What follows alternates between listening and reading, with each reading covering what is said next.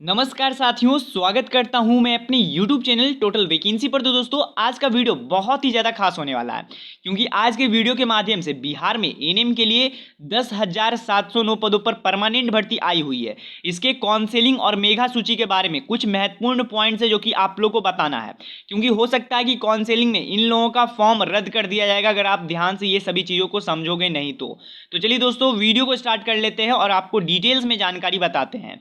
Mainly मेरा सभी points यहां पर आप सभी के काउंसलिंग और मेरिट यानी कि आपके फ्यूचर के लिए, हित के लिए होगा। तो वीडियो बहुत ही ज़्यादा इंटरेस्टिंग होगा।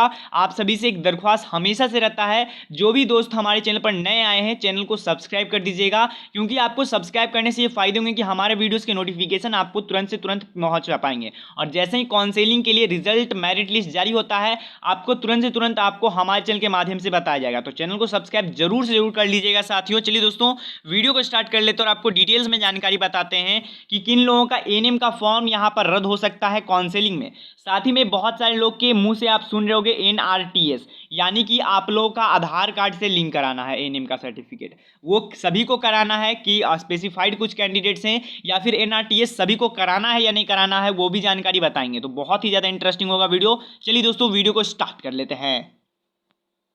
सबसे पहले साथियों, एक पॉइंट बताना चाहता हूं जो कि लगभग कई सारे अभ्यर्थी हैं जो कि यही गलती करते हैं। क्या है वो गलती, वो मैं आप लोग को बताता चाहता हूं। लेकिन देखिए, इससे फॉर्म गलत तो नहीं हो सकता है, फॉर्म रद्द तो नहीं हो सकता है, पर ये बात आपको ध्यान रखना है, क्योंकि आपको ऑफिशियली जो कि ये विज्ञापन में बता रहा हूँ, ये विज्ञापन ऑफिशियली जो कि एनएम के लिए जारी किया गया था, डिटेल्स भरा विज्ञापन, वही विज्ञापन है। तो यहीं पर एक चीज़ पॉइंट बताया गया है जो कि आप लोगों ने हो सकता है नहीं पढ़ा होगा, उसके बाद ये दिखते आता है। देखिए, आपको पता होना चाहिए, जब आपने आवेदन किया था उस समय आपने एक तस्वीर जो कि आपको दिया गया होगा, उस तस्वीर को आपने डाले होंगे, तभी आपका ऑनलाइन सक्सेसफुल। उसके बाद लास्ट में आपने अगर प्रिंट आउट निकलवाए होंगे तो आपको वो फोटो याद भी होगा कि आपका कौन सा फोटो वो दिया हुआ होगा। तो आपने वो प्रिंट आउट निकलवाया होगा, तो उसमें जो भी फोटो वहां पर है, उसी प्रकार के फोटो, सेम टू सेम वही फोटो आपको कम से कम तो दोस्तों 5 अतिरिक्त फोटो कैसे भी करके आप कन्वर्ट करा लीजिए, क्योंकि यहां पर आप लोग को बताया गया है कि यहाँ पर आप लोग को नंबर जो कि यहाँ पर नंबर में बताया गया कि अभ्यर्थियों को ये निर्देश दिया जाता है कि आवेदन करते समय जो फोटोग्राफ उनके द्वारा आवेदन पत्र में अपलोड किया जा रहा है, उसकी कम से कम 5 अतिरिक्त फोटो यहाँ पर आप कह सकते हो, या फिर फोटो कॉपीज, जो कि आप एक तरह से बोल सकते हो डुप्लीकेट फोटो आपके पास रखना जरूरी समझिएगा दोस्तों। यहाँ पर तो आपको बताया गया 5 फोटो, और एक चीज़ और मैं यहाँ पर आपको बता देना चाहता हूँ। और यहाँ पर आप अगर चौथे नंबर पॉइंट पर देखिए दोस्तों, तो वही जानकारी, ये काउंसलिंग के लिए सूचना है जो कि अभी हालांकि ये ट्विटर के लिए जारी किया गया है, एनएम के लिए भी जब जारी किया जाएगा तो आपका 90% सेम टू सेम रहेंगे। सिर्फ यहाँ पर पदों की जिक्र जो कि ट्विटर किया गया, वो ट्विटर की जगह पे एनएम किया जाएगा, और जहाँ पर की डेटें बताएंगे हैं उस डेटों में थोड़ा बहुत बदलाव भी की जाएगी। तो यहाँ पर भी एक पॉइंट दिया गया है, आप यह एकदम समझ सकते हो कि आपके भी में भी ये पॉइंट 100% रहेगा, जहाँ पर कि बताया गया कि ऑनलाइन आवेदन करते समय अपलोड किया गया फोटोग्राफ जो से 5 को आपको अनिवार्य रूप से लेके आना है। और ये कौन सा फोटो होना चाहिए, तो जो आपने ऑनलाइन आवेदन करते समय अपलोड किया था दोस्तों। आशा करता हूं आप समझ पाए होंगे कि यहाँ पर तस्वीरों को लेकर के भी जो कि आपके लिए कुछ दिक्कतें हो सकते हैं। साथ में यहाँ पर अब आपको अपडेट बताने वाले हैं कि कौन से लोग को यहाँ पर रद्द किया जा सकता है फॉर्म। देखिए, बहुत सारे ऐसे कैंडिडेट्स हैं जो कि एनसीएल नहीं दिए हैं, उन लोग को डर लग रहा है कि हमारा फॉर्म रद्द कर दिया जाएगा। तो आपको घबराना नहीं है, अगर आपने एनसीएल नहीं दिया है तो कोई दिक्कत नहीं है। हालांकि अगर आप यहाँ पर अगर एनसीएल की जगह पर आप बाई चांस भी बीएनआरसी नहीं देते हो, या फिर बीएनआरसी की जगह पे बात करें तो यहाँ पर अगर आप डिप्लोमा के कागज़ में कुछ जो कि आपने जमा नहीं किया था, चाहे वो फर्स्ट ईयर का हो चाहे वो सेकेंड ईयर का हो, तब आप लोग को फॉर्म को रद्द किया जा सकता है, ये समझ लीजिए।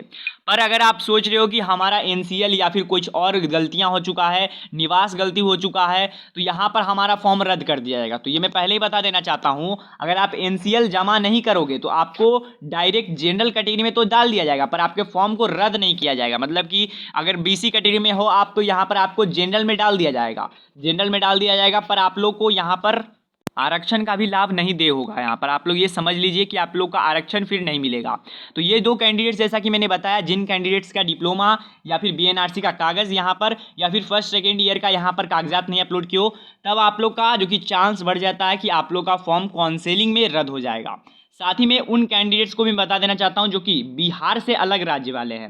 जी हाँ साथियों, कई सारे ऐसे स्टूडेंट्स हैं जो कि बिहार से अलग से यहाँ पर आवेदन किए, चाहे वो हो सकता है बिहार से अलग मतलब कि यूपी से किए हो, राजस्थान से किए हो, बहुत सारे कैंडिडेट्स हैं जो कि उड़ीसा से भी किए हैं। तो उन कैंडिडेट्स को मैं बता देना चाहता हूँ, आप सभी का कैंडिडेट्स का अगर आपने क्रीमी लेयर रहित प्रमाण पत्र भी दिया है या फिर आपने अपना आप कह सकते हो जाति प्रमाण पत्र भी दिया है, तब पर भी आपको आरक्षण का लाभ नहीं मिलेगा। यानी कि आप आरक्षित कोटि में नहीं आओगे, आपको डायरेक्टली जनरल में डाल दिया जाएगा। ये एकदम स्पष्ट रूप से समझाया गया है विज्ञापन में। यानी कि बहुत सारे ऐसे स्टूडेंट्स थे वो घबरा रहे थे कि सर अगर जो कि दूसरे राज्य वाले आवेदन करते हैं तो हमें क्या एडवांटेज मिलेगा। तो आपको यही एडवांटेज है, अगर आप बिहार के मूल निवासी हो तो आपको आरक्षण का लाभ मिलेगा, जो कि अलग अलग कैटेगरी के लिए अलग अलग आरक्षण निर्धारित होता है। सबसे ऊपर में आता है, आप कह सकती है तो SC ST और BC EBC इन सभी और EWS जनरल कैटेगरी को छोड़ करके सभी कैटेगरी आरक्षित कैटेगरी में आते हैं। तो ये जानकारी तो हो गया दोस्तों कि किन सभी लोगों का यहाँ पर फॉर्म रद्द होगा।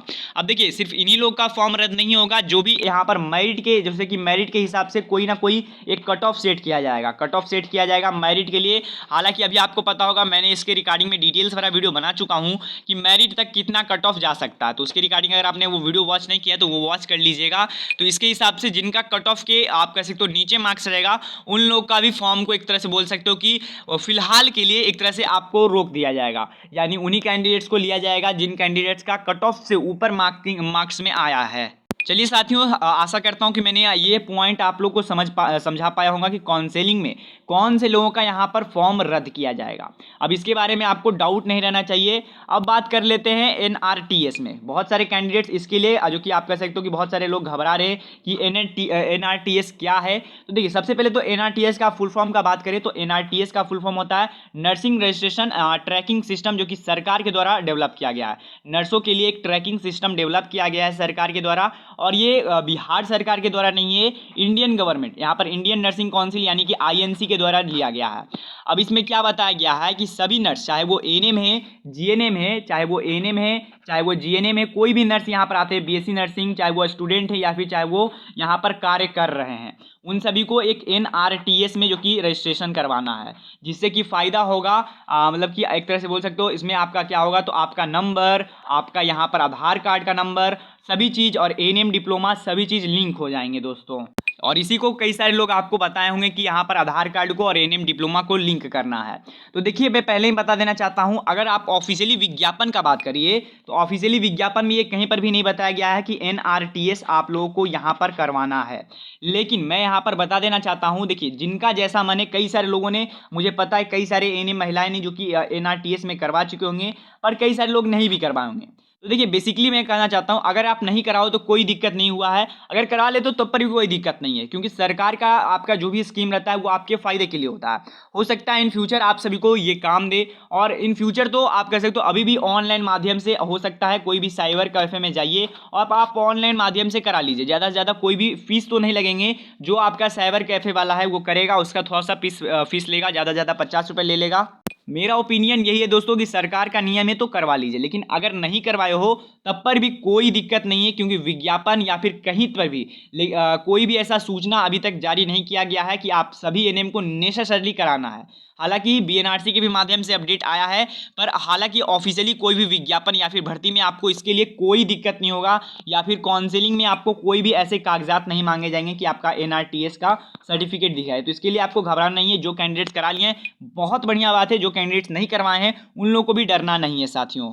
एक पॉइंट और यहाँ पर मैं ऐड करना चाहता हूँ दोस्तों, कई सारे लोग को ये जो कि घबराहट है कि NCL किन लोगों का लगेगा और जो कि जाति प्रमाण पत्र किन लोगों का लगेगा और कहाँ का लगेगा। तो देखिए ये भी पॉइंट मैं यहाँ पर थोड़ा सा शॉर्ट में यहाँ पर आपको डीपली में बता करके क्लियर कर देना चाहता हूँ। तो देखिए जो भी EBC से आते हैं या फिर BC कैटेगरी से आते हैं, बहुत सारे कैंडिडेट्स OBC वाले पूछते हैं कि सर हम OBC में हैं, हम कौन से मतलब कि हम कौन से कैटेगरी में आते हैं, कौन से आरक्षित कैटेगरी में। तो OBC वाले BC कैटेगरी में आते हैं, ये आप समझ लीजिए। और BC2 जो आप कहते हो BC2 हूँ वो भी आप कहिए तो BC कैटेगरी में ही आते हैं। आपका BC1 है जो आपका EBC में आता है, ये आप समझ लीजिए दोस्तों, क्योंकि इसमें भी बहुत सारे लोग को बहुत सारी घबराहट होती है, क्योंकि एक पिछड़ा वर्ग है, एक अत्यंत पिछड़ा वर्ग है। मतलब BC कैटेगरी है जो कि पिछड़ा वर्ग है और EBC है जो कि अत्यंत पिछड़ा वर्ग है, ये आप ध्यान दीजिएगा।